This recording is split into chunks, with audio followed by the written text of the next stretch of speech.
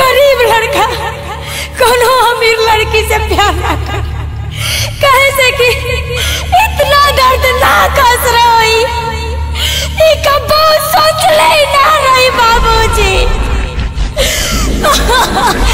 सूरज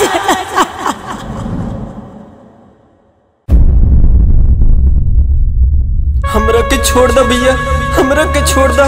तू कहबत हमें से दोबारा बात नहीं करब भैया। ना मेरे के छोड़ दा भैया, हमरा के छोड़ दा। हमारे बहन के शादी बा भैया, हमरा के छोड़ दा। हम मत मारा भैया, तुम्हार गोड़ धरती भैया, हमरा के छोड़ दा भैया, हमरा के छोड़ दा। चुप सारे दिन तोरे चलते पूरा गांव में हमार नाक कट के रख। आज पापा तू हमरा करो कि मत इस सारे के आज बिना मरले छोड़े ना। आज एकरा का जिंदा गाड़ दे में जकवे काट के मार बेटा एकरा के, मार एकरा के जिंदा ना छोड़िए। ना बाबूजी, हमरे साथ के जाने दी बाबूजी, इनकर कोनो दोष नहीं के बाबूजी। बाबूजी रउआ कहूँ तो हम कबो इनकर से ना मिले बाबूजी। हम घर से बाहर भी ना जाए बाबूजी। राउर गाँव पकड़तनी बाबूजी, राउर पाँव पकड़तनी बाबूजी। प्लीज थोड़ा सूरज के छोड़ दी।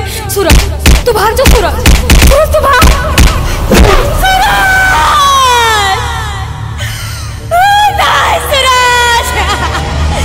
छोड़ दो मेरे सूरज के भैया, छोड़ दो, मत मारो भैया। नहीं सूरज आँख खोलो, सूरज सूरज आँख खोल, सूरज हम मर जाए। सूरज आँख खोल, सूरज मार देना, मार देना, मार दे, मर गए सूरज।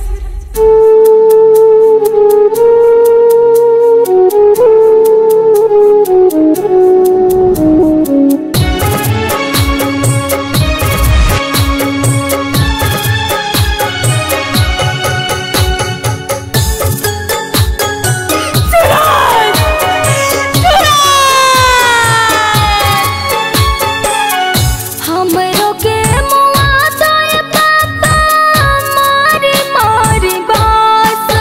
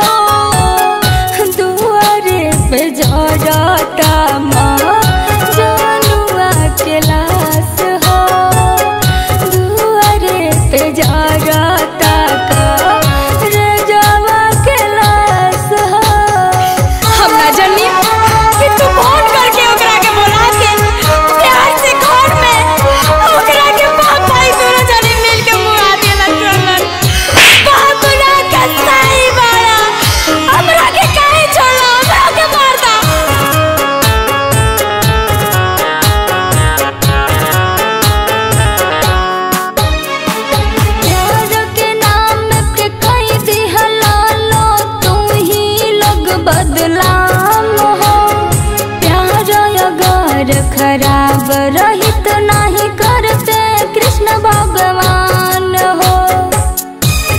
तोहने लोग की वजह से प्यार में लड़की दगाबाज काली।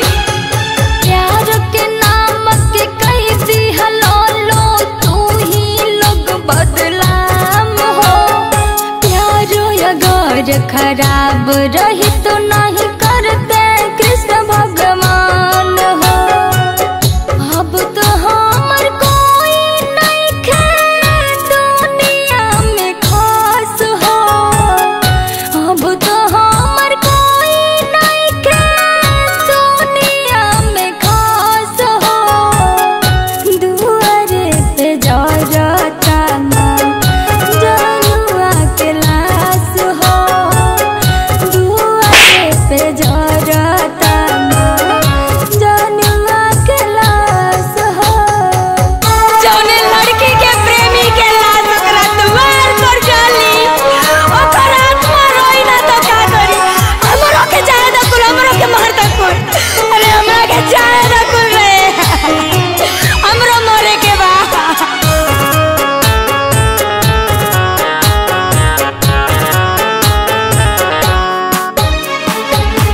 तू बाबू के बिना अब जियल बा बेकार हो।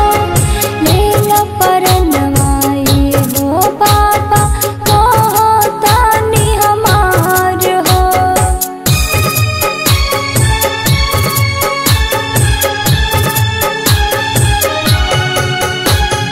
बिट्टू बाबू के बिना अब जियल बा बेकार हो।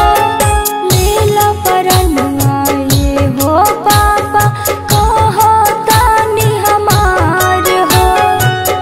भौजी गोरखपुरी के टूटल सारा विश्वास हो।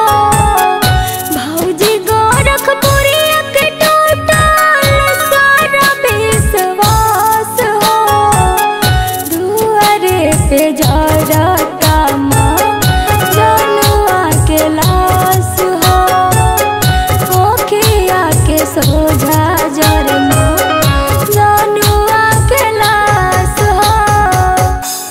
खुश हो जाई बाबूजी, खुश हो जाई कि राउर बेटा राउर पगड़ी बचा लेला से एगो निसहाय निर्बल के मार के और रउआ ओकरा मारे में साथ दियनी। ये हम कबो ना बुलाए।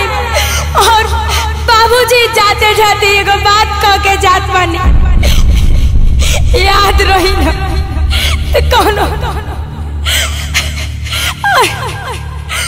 कोनो गरीब लड़का कोनो अमीर लड़की से प्यार ना कर। कहे से कि इतना दर्दनाक असर होई ई कबो सोच ले ना रही बाबूजी। सूरज